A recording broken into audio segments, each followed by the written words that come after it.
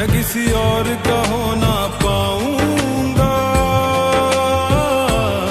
मैं किसी और का हो ना पाऊंगा।